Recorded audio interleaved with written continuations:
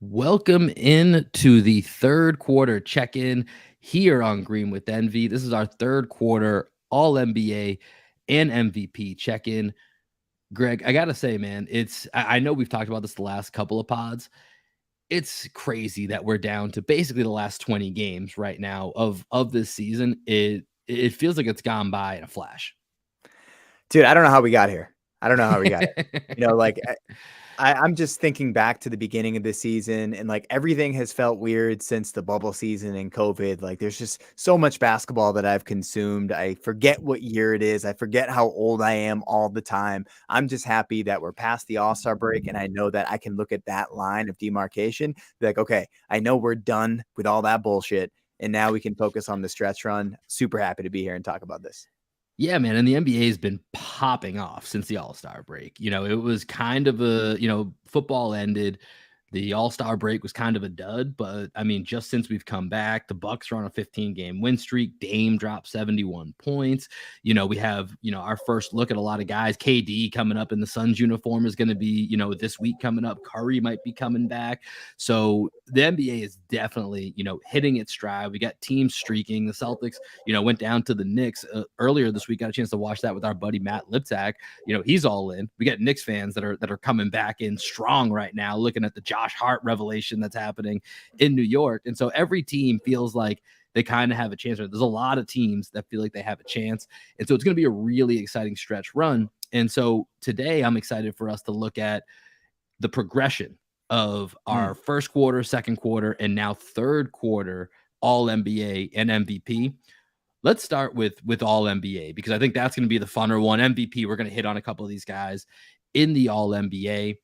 I think I'm going to go team by team with kind of recapping what it is, and then we'll dig into each of our teams here, Greg. Okay, but cool. To set this up here, so my first quarter, first team, All NBA, we were looking at Steph Curry, Luka Doncic, Jason Tatum, Giannis, and Joel Embiid.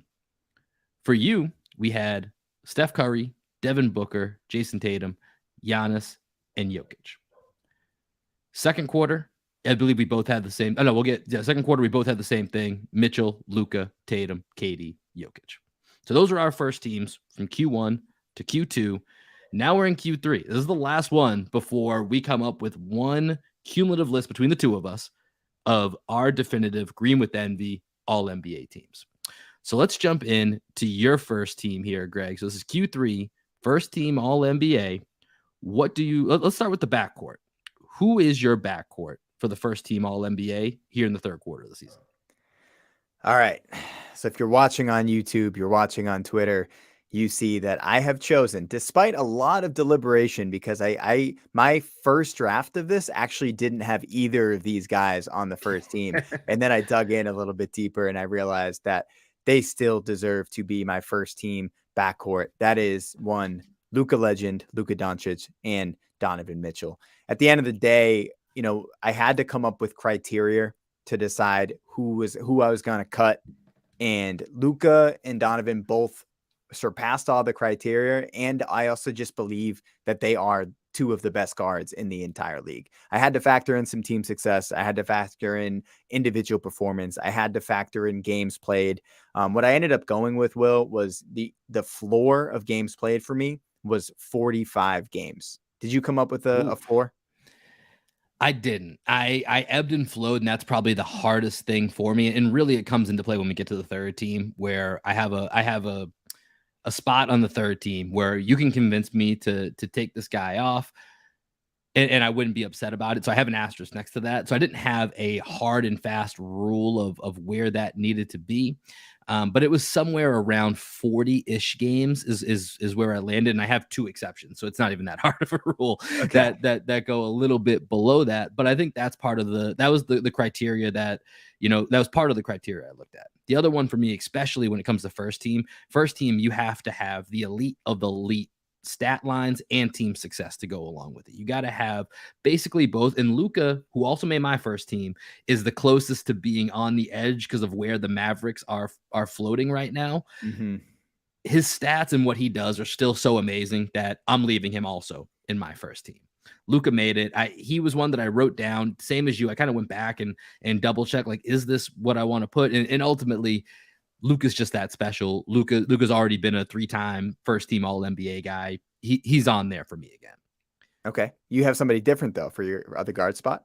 I do. So what I always do initially is I just sit down without looking at stats, and I'll write out my first, second, and third team as best I can without like digging in, just off of feel, what I've seen, what, just sit down with the computer, write down for 10 minutes, first team, second team, third team. Then I'll start to dig in, like, is this really the right call, and go back and forth. So Mitchell was the guy who initially I wrote down as my first team. Mm-hmm. Instead, and honestly, some news broke just a couple of hours ago that may make me have to just change this, is Ja Morant right now is actually my second first team guard right now. And a little bit of that was I was influenced by watching him last night against the Lakers. I sent out a tweet that between him, Shea, and then as our guy FAO Sifo mentioned, throw Kyrie without the antics in here, have the three of them at All-Star break at the All-Star break, maybe just do some type of obstacle course where they're facing three different centers that try and block their shots, and they have to get off a shot in the lane, because the shots Ja Morant gets off at different angles, absorbing contact, using athleticism, using angles, it's mind-boggling. And he finds so many different ways, and he went nuclear last night as we're recording this in the third quarter against the Lakers. And then some bad stuff came out. So it feels a little weird talking about Ja Morant right now in this sense, given some of the news that is broken with, some police reports that came out from over the summer and his involvement with a 17-year-old and some fights and a gun being shown. And it's a sticky situation, especially on top of some of the other stuff that's been reported with Ja and his camp just earlier in the year. But when you factor in that the Grizzlies are in second place, I know that they've been slipping as of late, but they're still in second place in the West. So him and the Cavs records are pretty similar. Both him and Mitchell average about the same amount of points. And then you factor in the rebounds and assists in the offensive load that Morant has to carry, whereas Donovan Mitchell has at least Darius Garland to lean on. Desmond Bane's not quite at that level. We've talked about the issues with Dillon Brooks, and Jaren Jackson can't stay on the court and doesn't really create for himself.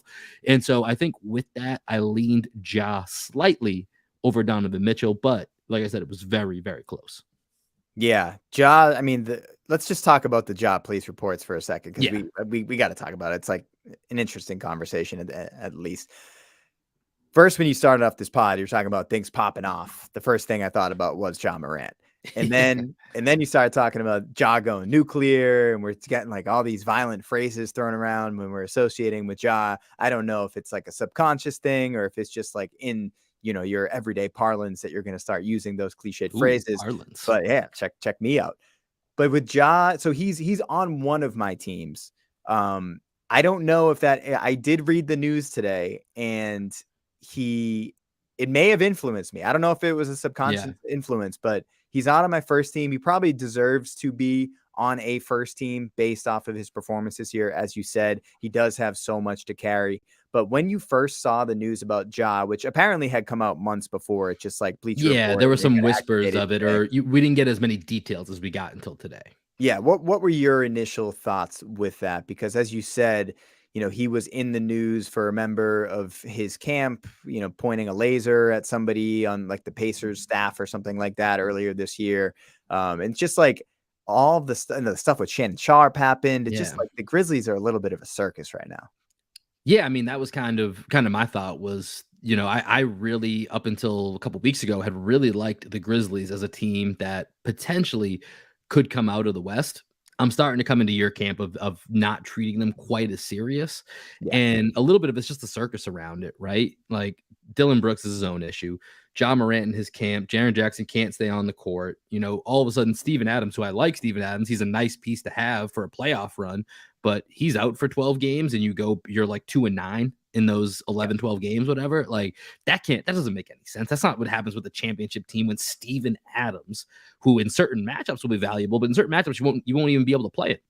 And so you can't fall apart like that. And so when I saw the news with Ja Morant, it just adds up to more of a bad sign for the Grizzlies and their chances for this year. And, if Ja's not careful, man, I mean, I don't want to judge. I'm trying not to read too much into it because I don't know all the details. I know the article I read from Bleacher Report, and I know some of the other incident that got reported on The Athletic. And it's, it's where there's smoke, there's fire sometimes, right? And there's a whole lot of smoke. I know they asked for the smoke, but this isn't the smoke that they were looking for. They ain't ducking no smoke. Yeah, they ain't ducking no smoke. And this is a lot of smoke from Ja Morant and his camp coming towards the Grizzlies. So not a great look. Let's see how it unfolds. But, like I said, I think for right now, he's in the first team. Mitchell over him. No qualms. He was right there. I was debating between the two. But we'll see what that means for the Grizzlies going forward here. But the vibes aren't feeling super correct over there in Memphis. All right, let's move on to the forward spots for All-NBA first team. I decided to go with what I think is the Eastern Conference Finals preview, the marquee matchup. We're going Jason Tatum versus Giannis Antetokounmpo. I would imagine you have the exact same forward spots there. Kind of tough to make an argument for anybody else. Are you going to throw LeBron James in there? Are you going to throw Lauri Markkanen in there? Like Julius Randle? Like when you start thinking about all the other forwards that are like eligible based on the criteria we're setting, like there's nobody that's even in the conversation here. It's Jason Tatum, it's Giannis Antetokounmpo. Both are going to be top 3 to 4 MVP candidates this year. Two-way players who do it all for their teams. We're a Celtics podcast, so we obviously love JT. We see the impact that he has. We see the growth that he's shown this year, despite struggling since the All-Star break. And then Giannis is just Giannis. You and I love the ferocity that Giannis Antetokounmpo plays with. He has like the body of like Anthony Davis mixed with like a little bit of LeBron mixed with like the tenacity of Russell Westbrook. It's like all these different things. It's not bad. I don't know if you just did that off the cuff. That wasn't bad. That's a pretty good Frankenstein of who Giannis really is. And yeah, this was probably the easiest call out of anything that we did for all NBA for MVP. These two in this slot. It's cut and dry, and when they're available, they play. And we were talking a few episodes ago. Oh man, this hand injury to Giannis, this could be serious. He was back last night, dropped a casual 33 and 15. Bucks have won 15 straight. And bro, the first game out of the break, he tweaked his knee, and he like only played 6 minutes in that game. And you're worried about him having like another knee injury. So he's one of those guys that's just going to play through everything. Same with Tatum. Tatum never wants to sit. People are going to spin that how they want it and say that he's chasing numbers and all this stuff, going after the MVP. He's there for his team. Giannis is there for his team, and I just love that both of these guys are available. And that was one of the biggest criteria for me. Is like if you were only missing a handful of games, then like that was really important. Jason Tatum falls into that. Giannis, I think, has missed about 10 or 11 games. He's missed a few more, yeah. Yeah, but like he's had some issues. He carries so much of the load for the Bucks that like with Middleton being out for as much as he was out this year, like, yeah, it makes sense. Giannis is a little overtaxed. Yeah, 100%. And real quick, going back to Tatum, I've seen this narrative pop up, and I don't know if this is Boston radio media driven about him only wanting his individual success. Like, but what is that bullshit? Like, where is that coming from? I don't understand. I've seen it pop up from some guy from WEEI, and I've seen a few other, on Twitter every once in a while. I see that. I think Shaughnessy just like wrote an article about him and called him like Shaughnessy. Egomaniacal, like AAU driven, like narcissist. Basically, it's like Jason Tatum, like that. Yeah, I just don't get it. I mean, that guy never wants to sit out, even when he should.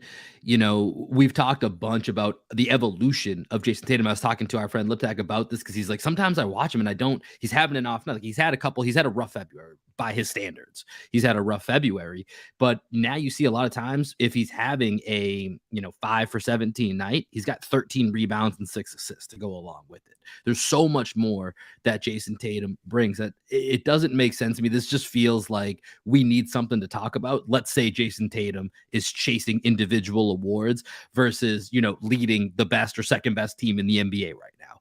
So yeah. I just don't get that narrative. JT, Giannis, easy choices here. I don't even think there's any way to argue with that. If KD had more games, that's the only thing.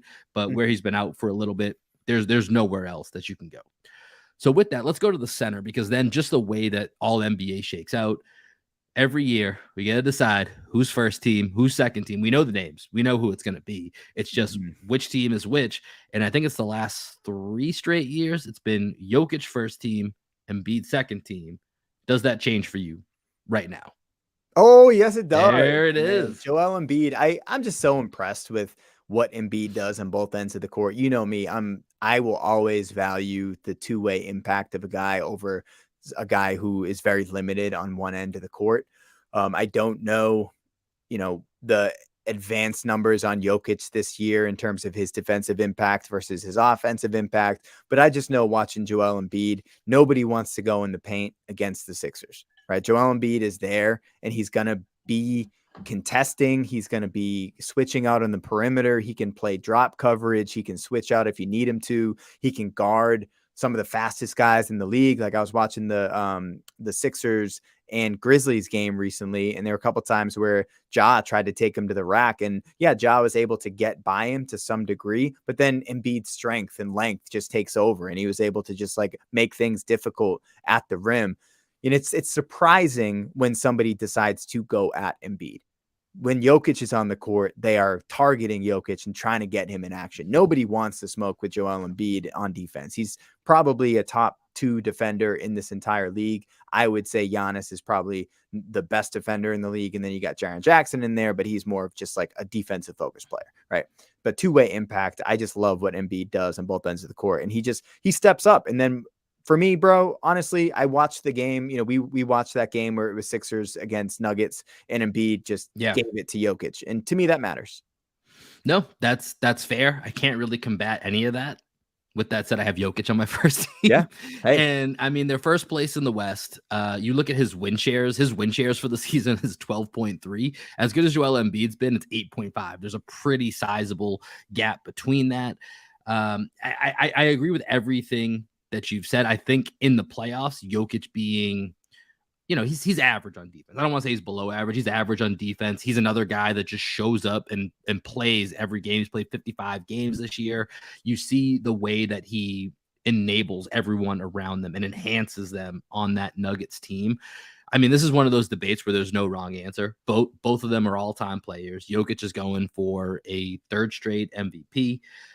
It's by the slimmest of margins that I've got Jokic over Embiid, but I know looking back, like I said, I mean, we had this flip in Q1. Mm-hmm. Q1, I had Embiid first team. You had Jokic first team.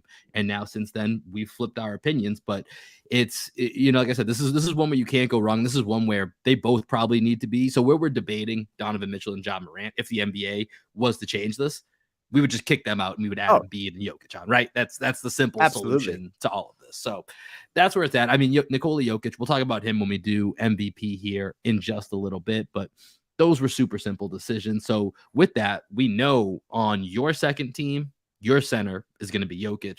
My second team, it's going to be Embiid. Let me do the recap here real quick before we jump to our second team. So in Q1, my second team, I had SGA, Devin Booker, Kevin Durant, Pascal Siakam, and Nikola Jokic. For Greg, second team, first quarter was Ja Morant, SGA, Luka, Kevin Durant, and Joel Embiid. Second quarter, for myself, we were looking at Ja Morant, SGA, Giannis, Zion, and then Embiid. And for Greg, he had Ja Morant, SGA. That was your first quarter. Second quarter was Ja Morant, Curry, Jaylen Brown, Giannis, and Embiid. All right, so going into Q3, we know the centers. We don't need to cover that. We just talked about it. You're going to have Jokic. I'm going to have Embiid. Do you want to go to the guards or you want to go to the forward spots? Let's go to the guards here, man. Do you have a banner for second team? I do. I'm going to go ahead and switch that. That's a good call right there. There we go. That's a good production call right there from my guy. I actually specifically made them out so I wouldn't just edit them. There we go. That works really well. So let's go to the guard spots here. And let me give you mine here first of what I've got for our second team, because one of them we already know. So I've got Donovan Mitchell in one of those spots. In the other guard spot, I've got Damian Lillard, man. Damian Lillard has not been on any of my teams coming into this. Yeah. But he has been just absolutely insane over the last 20 games that he's had, basically this last quarter. So we know he dropped 71 the other day. Here's the last 20 games. that Dame has right now. He's shooting 51.4% from the field, shooting 40.8% from three on 12 attempts per game, shooting 95.6% from the free throw line on 11.5 attempts per game, 4.8 rebounds, 7.4 assists, less than 3 turnovers per game, averaging just a solid 38.7 points. So if you want the recipe to go from honorable mention to second team borderline first team consideration, Dame Lillard's got the recipe. Donovan Mitchell, Dame Lillard. That's my backcourt for all NBA second team. Can't hate you for it. So real quick, some guys that got cut for me because of my criteria that I set. So one was the floor 45 games played, but then I also had you had to have a winning record in games that you have played. Okay. So there were a couple guys that got cut as a result of that. I'm just going to tell you the guys that got cut as a result of that. SGA, Dame Lillard, Pascal Siakam. All right. So there were so many great candidates this year at the guard spot that I had to develop some criteria, and that I wasn't really looking at who would get cut. That was the criteria that I decided on, and I just decided to stick with it. You know, who knows if when at the end of the season, if I'll have that same criteria, but for now, that's what I decided to go with. So with that being said, the guys that made my second team all NBA backcourt. Whoa. All right. You really shook this up by least. I shook it up, guys. Baby. I shook There's it a lot going on here. So I decided to go, for those of you that are watching on YouTube, with my guy. I've loved him since college. I love De'Aaron Fox. He's been one of my favorite players. So happy that he's balling out this year. The performance that he's, having in clutch time after coming into the season, being rated as one of the worst clutch time players to go to being one of the best clutch time players, I think speaks to the development that I've been waiting to see out of him. There was a lot of hate given towards the Kings last year for trading Halliburton for Sabonis. And hey, it worked out for both teams. De'Aaron Fox has thrived in the absence of Tyrese Halliburton. Who knows if they could have played together and complemented each other? I think they could have, but I think Sabonis and Fox work really well together. Also love that they're both lefties. I just like I like Brunson and Randall being both lefties. I think it's cool to have the star players of teams being lefties. I think it's cool. And then on the other guard spot, I don't have Ja Morant, which I was thinking you were expecting me to have. I have my guy, Drew Holiday. When you look at the Bucks on a 15-game winning streak or 16-game winning streak, whatever they're on, the performance that Drew put up against the Hospital Seas, I know it was the Hospital Seas, but still, Drew Holiday was the best guard in that game, and he's been the best guard on the court in a lot of games that he's played this year. Drew is the man. He's the man, and he's the second best player on the best team in basketball. So with that being said, I had to give him that spot. And obviously he is probably the premier guard defender in the league. So I was thinking of our duo list the other day, and I mentioned when we were doing it, is it Middleton? Is it Holiday? And we ended up being like, it's got to be Middleton. It's now Holiday. I mean, because Middleton's just been out for so long, and he's been fantastic. Both of these guys are in consideration for an All NBA spot for me, so I can't go too hard on that. But I have to feel like so. When did you write your list? Because I think it's a little crazy that both of these guys are over Ja. I wrote my list. I wrote my list today, man. Like Ja, he's on my third team. I'll just tell you right now. For sure. On my third team. When I was looking at it, maybe I wrote it after the Ja news came out. I'm not really sure, but I knew that I wanted Holiday on my second team. I initially had Holiday on my first team. And then I was like, no, that's probably too much of a thing to do. So I just moved him down to the second team. De'Aaron Fox, I just think that the impact he's had this year, you could make the argument that he's been just as good as Ja Morant. Like, why can't you make that argument? I think that there's some numbers out there that are going to support the Fox over Morant argument. I think the crunch time idea is huge because Ja and the Grizzlies have been terrible in the fourth quarter. They have that. That's why I'm not high on the Grizzlies as a playoff team. I've been saying that all year. I don't think they have enough when it comes down to nut crunch time in the playoffs. I don't think that they can, in the half court, win a battle against a team that knows how to execute. You can't just go Ja Morant, high pick and roll, and hope for the best. Like, that's not going to work when you're predictable. We've seen that with offenses throughout the past 20 years. Is if you have a predictable offense in the playoffs, it's not going to work. And the Grizzlies are predictable. I like the air of unpredictability that comes with Sabonis' playmaking, and Fox moving off of that. And then plus his mid-range game has just been absolute wetty this year. So I just love De'Aaron Fox. Yeah, and you've always been a big De'Aaron Fox guy, so I'm not surprised. I was expecting to see him at some point. Like I said, he's in consideration for my next team. We'll talk about that's kind of that last guard spot that I really have up for debate as to where to go. I am a little surprised that you also just decided to leave. I mean, this is based on the criteria that you set for yourself, but SGA has been so good. And I know, and I'm with you. I think winning really does matter as well. I do think that there are certain exceptions, especially when you're, over you're exceeding expectations, which is what I think the Thunder are just by being in the mix. I think people already wrote them off into the season as that's a play-in team, or that's a tanking team. Excuse me, that's a Wemby team that's going to be in the mix, and they might fall short of the playoffs and end up in that Wemby mix, but they're going all out with that young team to try to make the play-in to go ahead and get some playoff experience.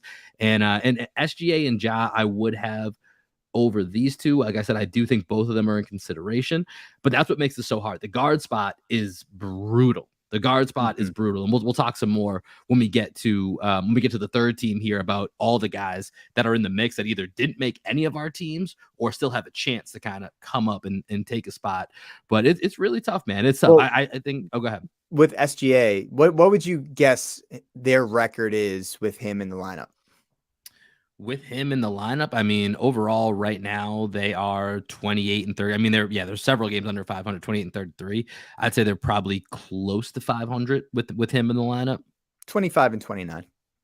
Yeah, I mean that's kind of what they're trending as for the season. I just feel like with them, my exception with SGA is one, how just spectacular his season's been, and then two, it's just that people thought they'd be a lot closer to the Spurs and Rockets than they are to being to the 10 seed and being in the play-in. Yeah, I mean, my main criteria was, you, like I said, you have to be over 500 in games you played. So when I set that criteria, I didn't know that SGA, I thought maybe like they were going to be above 500 because he's so damn good, but they were 25 and 29. So he got cut. All right, let's move on to the front court. Second team All NBA. You got it pulled up, so let's see what you got. I went with LeBron James, who, might miss an extended period of time. I think a report came out. I didn't see exactly how long he's going to be out. I think it's going to be several weeks. And then it's ambiguous. Yeah, ambiguous right now. And Lauri Markkanen. Lauri, I think he's one game over 500 in the games that he's played with the Jazz. That was in terms of me checking it today. So he was a guy that I was thinking might not make it because of that. When I set that criteria, I was like, oh, maybe he'll actually end up being out. But I think that the fact that he's above that criteria and he's had one heck of a season, he's the best player on the Utah Jazz that have been a real surprise. So especially with like a kind of a lack of candidates at the forward spot, he kind of just made it by default there. Yeah, it's weird. It's when you really dig in, depending on what criteria and who you're looking at, it can get large, but it's weak this year. Even though it has some names, it's relatively weak. I also have LeBron, but it looks like LeBron, I mean, there's a world in which he's just done for the season, and that's going to eliminate him down the stretch. But I figured for right now, he's played, I think, 47 games is where he's at, that he's been awesome. He's the all-time scoring leader. The Lakers are, it is what it is. And so the Lakers do have a winning record when he plays. Yep. Okay. Yeah, I mean, it's LeBron. Nothing else needs to be said. He's there. We'll see if he doesn't play any more games this season because they start to fall off. I mean, Anthony Davis is sitting the game tonight as we're talking. And so I don't know. It doesn't look good for the Lakers right now. And it seems like Davis is so soft. Yeah, it's looking like the Lakers are hanging on for dear life that LeBron can come back with like 5 games left. They're 2 games out. That's kind of like their weird best case scenario. It's not looking promising. My guess is that they fall out enough that he's probably just done for the season. So we'll address that when we get to the end of the season, all NBA teams with Lauri Markkanen. Shout out to, did you see our guy Cerruti have to apologize to Lauri Markkanen? Yeah, that was good TV. Well done by Cerruti. Well done by Lauri Markkanen. He took it in stride. He did not make my second spot here. This is where I think your criteria is what comes into play. Kevin Durant has my second spot. Yeah. So Kevin Durant's at 39 games, and this leads into kind of my quandary when we get to the third team here in a minute. KD's at 39 games. He's averaging 30 points, 6.7 rebounds, 5.3 assists. He's coming back this week. By the time it's all said and done, as long as he doesn't get injured again, I think he's going to hit enough games where he's going to be here. He's going to be in this spot. And, he's another guy that, unless it's a legit injury, which he's now starting to have more and more of them, that it's very concerning, which is why, as Celtics fans, when we had the Jaylen Brown debate, it couldn't be ignored. That had to be a part of what we were talking about. Unless that happens again, he's going to play. Unless it's something serious, he's going to play. He's going to want to gel with Devin Booker and gel with Chris Paul and DeAndre Ayton. So I put him in this spot right here as the second forward. So I have LeBron and KD. So it was Mitchell, Dame, Kevin Durant, LeBron, and Embiid were on my second team. Okay. It's a good team. Dude, you can't go wrong. That's the best part with all NBA. You cannot go wrong. So let's go to the third team here. And let me give the quick recap here. For third team first quarter, I had Ja Morant, Donovan Mitchell, Jaylen Brown, Zion Williamson, and Anthony Davis. For Greg, he had Donovan Mitchell, Tyrese Halliburton, Jaylen Brown, Pascal Siakam, and Anthony Davis. Go ahead to the second quarter. I had Tyrese Halliburton, Steph Curry, LeBron James, Jaylen Brown, Domantas Sabonis. And for Greg, we had Tyrese Halliburton, Devin Booker, Zion Williamson, LeBron James, and Bam Adebayo. Let's go to the front court, because this is where there was a lot of debate about what to do. I'll give you mine, Greg, and then let's go into it, because this is where I have a question, I think I need to be a little bit more. If this was the end of the season, I'd be a little bit more stringent with it, and I wouldn't be able to do one of the players that I'm naming here. But we talked about SGA. So SGA is in my third team right now. It was between him and Dame, who's going to get second, who's going to get third. Ended up with SGA falling to the third team. And this is where, so I just mentioned, Kevin Durant has played 39 games this season. Steph Curry's played 38. It felt like I wasn't being true if I didn't put Steph Curry on here because of one less game. He's also slated to come back, it looks like, this upcoming week in the next 2 or 3 games. And so with that, I went with Steph Curry. But I will say, as much as you love De'Aaron Fox, I'm in love with Jalen Brunson. Other than his annoying Trae Young, Chris Paul quirk of getting that kind of stop in the lane foul call, which isn't really a basketball play, but if technically it's a foul. I love watching him play. I think he is the main catalyst for New York's, for their success this year, as much as Julius Randle, who's a guy I'm going to talk about here in a minute. I think that success really belongs more to having a guy like Jalen Brunson, who runs your offense, gets you into your sets, can get in the lane, has been on a scoring tear in the second half of the season. I really wanted to put him here, and then also Drew Holiday. Those were really the two that if I'm taking Steph out, I got to have a real long talk with myself about, is it Holiday, which absolutely could be the right call, or is it my love of Jalen Brunson that supersedes that? And I'd have to really figure that out. So if Curry doesn't come back and play enough games, that's where I'm leaning, is Holiday or Brunson as to who gets that spot. But for now, I just couldn't put KD at 39 games and say Curry's been out too long at 38 games. So I made that call with Devin Booker. Devin Booker's played 35 games. He's out.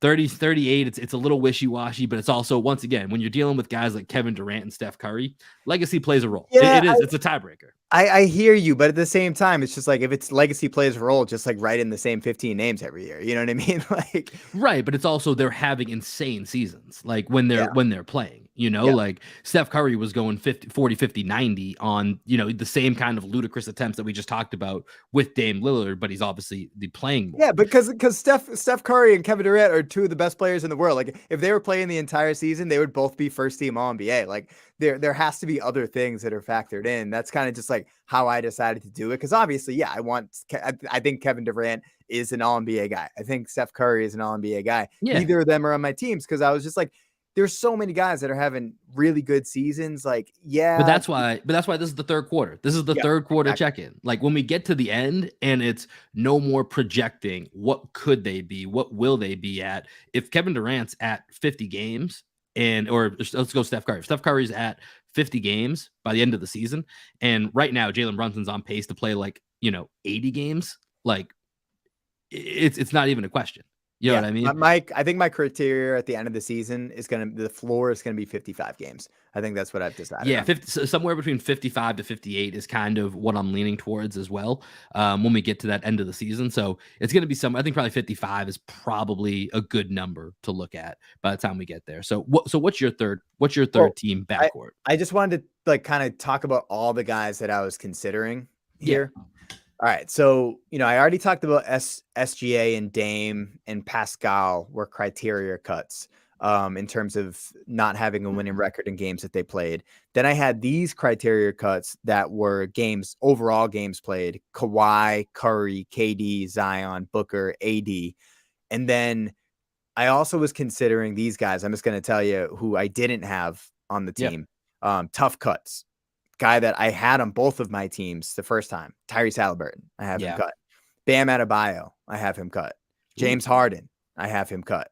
Jalen Brunson, I have him cut. Paul George, he's cut. Kyrie Irving, he's cut. Like all these guys that easily could be on there. And if you finagle some positions, and this is another thing I wanted to talk about, like we had Jalen listed as a forward earlier in the season, but Jalen's been listed as a guard, right? So like, is he even eligible for a forward spot?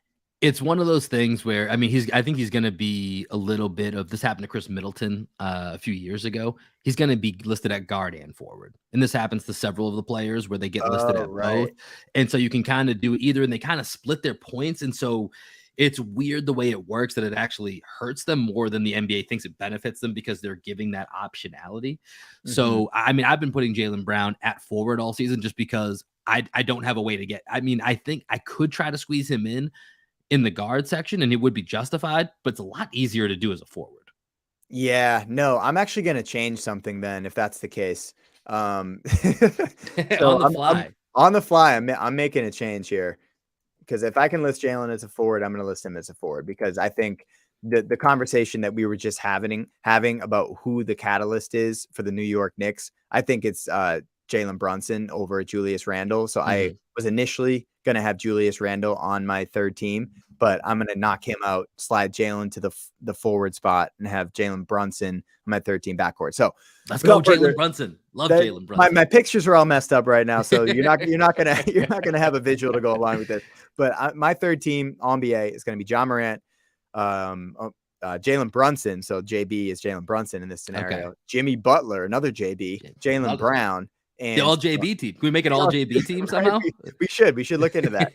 And Sabonis. So I was gonna go with Bam versus Sabonis here. I just love what the Kings are doing. I would rather have two Kings on my All-NBA teams than two Heat on my All-NBA teams. So that was really how I decided on Sabonis versus Bam. I also was Mhm. thinking, can I put Bam as a forward? Because if I could put So Bam that's forward, potential because then that's the things whole could change. Jokic and Embiid thing where they fake list them as forwards, but no, it's like that's just not genuine. That's not in no Yep. way is that authentic. And then like a handful of people do it, but it doesn't matter, Yep. And I think with Bam and Sabonis, it's the same way. And it's funny the thinking for your last spots, we're right in line. I think we have a couple slight differences, but so I had SGA and Curry ish in that second spot, had Jalen Brown was solidified, and then I had Julius Randle because I felt like I couldn't put Jalen Brunson in that guard spot. So I went Julius Randle over the Lauri Markkanen, DeMar DeRozan, Pascal Siakam, Jimmy Butler, Paul George, Kawhi. Just the fact that Kawhi's even being mentioned again is a good sign, though. I like that I had to think about Kawhi for a minute. That's a good sign for the Clippers, good sign for the NBA. I love watching Kawhi. But ultimately, I went with Julius Randle. The dude never misses games. The dude plays it. Once again, he plays a ton. He plays a ton. His stats are amazing. He's 25 and 10, 4 assists. Like I said, I would lean more if I had to say who's more responsible for New York being in the 5 seed right now. I think it's Jalen Brunson, but Julius Randle's been great. Yep. So I don't really have a problem putting him on my third team. And then I'm surprised that you went Sabonis over Bam, but because you went Jimmy Butler, I understand that. And that was kind of my thinking where I would put him just probably behind Holiday and Brunson in my guard ranking if we're replacing Curry. But I do think the Kangs need to be represented here. Mm-hmm. The Kangs are Kanging, man. The beam Yeah. is beaming. I got to get somebody out there. And I had Sabonis Q2. I've got Sabonis for Q3. It's between him and Bam. I don't think there's much debate of who else it would be for that center spot. I think it's the two of them. Maybe if you want to throw Jaren Jackson, but I don't think either of us. I just get annoyed with him fouling out constantly. Yeah, and Like, he's good. just be And, available, dude. I think it was good for him to be an all-star for the first time this year. Like that, shout out to Jaren Jackson. He'll probably be defensive player of the year. Like that's enough accolades for Jaren Jackson this year. He doesn't need to be on NBA too. Like I think he's getting more than his due with the all-star nod and all the talk about him being the best defender in the league. I think that's well deserved. He's been awesome, but like let's not make Jaren Jackson like one of the 15 best players in the league just yet. He's not there. 100%. Sabonis, I think that's the right call for third team right now. If Bam and the Heat go on a run, I could see Bam coming for that spot. If Bam puts himself as the lead candidate for defensive player of the year, I could see him grabbing that, and I'm cool with it. So I like our list, man. I think we're in good shape here with our Q1, Q2, Q3. When it get to the end of the season, we're going to come up with one list, one definitive list between us. I'm going to average out the scores of what we've had over the first couple, see what that looks like as far as first team, second team, third team. Ooh, what are our fictional votes look like like up to that point? So we're gonna dig into that when we get to the end of the season. But for now, let's switch over to real quick our MVP candidates before we go ahead and get out of here. So I think for this one, I'm going to make a prediction. I think the top four is pretty easy and pretty cut and dry. Real quick, I'm just going to do our Q2 where we left off because this has been a little bit easier to progress. So for Q2, I left it as my 5 through 1. I'm going to go reverse order. I had Giannis, KD, Tatum, Jokic, and Luka. For you, Greg, Q2 left it off in reverse order. Giannis, Luka, KD, Tatum, and Jokic. Let's go 5 to 1 because I think 5, honestly, this is where I'm at right now when it comes to MVP. There's 4 real candidates at this point. Yeah, I think the 5th candidate is you can make throw a couple names around. I put Luka at 5 just simply because I had him 1 last quarter. So now I'm having him down at 5. I have Luka at 5. Would you have the same? Yeah, the MVP discussion is like a little bit boring, honestly, when you think about it. But yeah, this is why we saved it for the second half. This is why we did all NBA first. Yeah, no, it's way more interesting. Luka, I have a question mark next to his name because I was like, Luka? Like, I guess, but they're not great. You know what I mean? Like, why are we the same person? I want to show you my screen right now. I literally have my MVP list. It's Luka ? Because I was going to say you could throw someone else in there. I don't really care. Like, you could throw Ja in there. You could throw Mitchell in there. It doesn't matter. But that's exactly what I have as 5, Luka ? And then if we go to 4, this is where I'm going to guess we're the same, but it could be different. I've got our guy, Jason Tatum. Agreed. So Tatum, I think he still has an outside chance to come up and grab the MVP, but he's got to do something real special down the stretch here. So, you know, in February, he had a bad month by his standards. 25.5 points per game. It's the first month he was below 30 points and obviously well below that by 5 points. Got to the line 2 times less per game. It's about 6.5. He's 8.5 on the season. You know, but I do want to point out, and Brian Barrett of the host of Off the Pike podcast, The Ringer, tweeted this earlier. So last February, Tatum also had a little bit of a drop-off in his production, 24.5 points per game on 43.5% from the field, 32.6% from three-point shot. We know that JT's three-point shot is, you know, when he goes nuts, it's when that three-point shot is just on point. And when he's a little bit off, you're not going to see quite as much of the bonanzas. But here's his March from last year. 32.8 points per game, 53.8% from the field, and 44.7% from the three-point line. Now, we talked about it before. He plays through everything. He's got a couple of injuries he's playing through, the wrist, the thumb. You know, it's getting towards the end of the season. Who knows if he's going to replicate the March that he had last year, but he needs a March like that if he's going to jump up from this 4th spot. And a lot of that is just because of the 3 guys ahead of him. They're superhuman. So it's going to take a superhuman effort for him to try to jump those guys, and the Celtics would have to be no doubt the best record in the NBA at the end of the season, I think, for him to have a chance. Yeah, I also think in February, you got to consider Marcus Smart missed a bunch of games. Jaylen Brown missed some games. So like JT's role kind of changed a little bit where he had to be more of a facilitator, seeing more double teams. You can't just like, you know, hope for the best against the Celtics. You got to like have a game plan going up against a team that has just Jason Tatum versus Jason Tatum and Jaylen Brown. It's pretty tough to double Jason Tatum and Jaylen Brown's on the court. So makes a lot of sense that his numbers went down in February. Hopefully he picks it up. But I agree, if he does have like his best month ever in March, which is definitely possible, he's going to put himself right back in that discussion. All right. Number 3. I mean, so you go first here, because I think we're going to have a difference of opinion on number 3. Yeah, my guess is it's the same as well, let me ask you this. Does our all NBA centers predict what we have for 2 and 3? Does that mean that we have the same number 1? I think so. Okay, I love it. Yeah, so I have Jokic at 3. I have Embiid, so we don't need to rehash this. We talked about this with all NBA first team, second team. That's exactly going to dictate who I think goes in front in the MVP voting, is who I put in that all NBA first, second team. So I have Embiid 3, you have Jokic 3, I have Jokic 2, you have Embiid 2. Go back a couple minutes in the podcast if you want to hear the explanation for that. We've Mm-hmm. been over that. And that leaves number one, hits Giannis. He's the best player in the world. We just talked about how, you think he's out. You think there's going to be an injury that's going to keep him out for a bit. He misses 2-3 games. He comes back. He drops 33-15. His team has the best record in the NBA right now. They're the 1 seed in the East by a slight margin over the Celtics. He's just an animal. I mean, he might win Defensive Player of the Year as well. At the very least, he's probably going to be in that top 3 candidates when they do the awards at the end of the year. So when you factor all of that in, he's the best player in the league on what is currently, as we're recording, the best team in the league record-wise.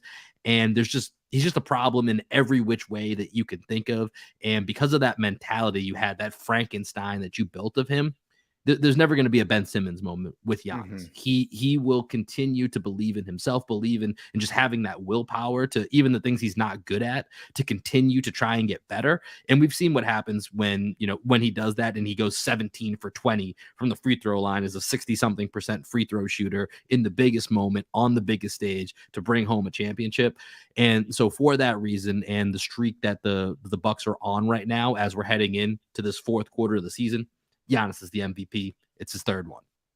Agreed. I think that he should have already had his third one by now, but I think he'll get it this year. I've been saying it for most of the year. I think Giannis is deserving of this MVP award. I hope he gets it. And when you think back from a Bucks fan's perspective, which I don't always love taking the perspective of other other fans, but it reminds me a little bit of the Celtics 3-year stretch, right? When KG got hurt in year 2.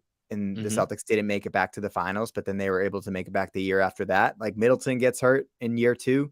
The Bucks arguably should have been in the finals last year. So now that they have their full team back, like maybe this is the year where Giannis, when we look back on it, we're like, Giannis was just that dude. He was just really that dude. And he probably should have been in 3 straight finals if we're being real about it. So like maybe that's the case. Maybe it's a case where Jason Tatum decides to take it to another level. Maybe Joel Embiid has his moment for the first time in his career. And maybe it's Jokic's year where we're like, oh, it's the exact same thing that happened with Giannis. He won 2 straight MVPs. People didn't vote for him the third time. Ends up winning a championship in that year 3. That could happen for Jokic this year. So a lot of narratives that are in play right now, kind of just like interwoven into this beautiful tapestry of basketball that I just love talking with you, my friend. Yeah, I don't love the way you put that. I think you're right, but it just made me a little sad thinking like, oh man, that is actually a really good comparison of that KG injury and the Middleton injury. And, I mean, obviously the Celtics didn't have a best player in the world candidate during that time. They had a best team option for them as well but yeah, Giannis is just that dude, man. And yeah, this is so much fun right now. The MVP race is basically down to about 3.5 players, all NBA, lots up for grabs. This has been a really fun experiment to kind of keep track of this. And I'm excited once we get to the end of the season. We'll do this probably right before we get to the playoffs. In that little bit of week off, we'll preview wherever the Celtics are at and we'll wrap up our awards. And then we'll check in once they get announced and let's see how we do. I think we're pretty good here at covering the sport of basketball. So we'll check in to see how it actually all plays out at the end of the season. But that's going to do it for this episode here of Green with Envy. As always, we appreciate you guys joining us here on this ride. Make sure you stay subscribed and tune into us. Follow us on all of our social media accounts at Green Envy Pod. Make sure you are following us on YouTube. We are live streaming most of our segments and uploading clips from the show to both YouTube and Instagram. So make sure you guys are catching us on there. Greg, any final thoughts? And then if not, everybody should know the drill by now. Yeah, I know the drill. New music from my band down here in Austin, Texas. We are called Black Sheep Optimist, and this one is called Skywalking. Peace, everybody. Peace.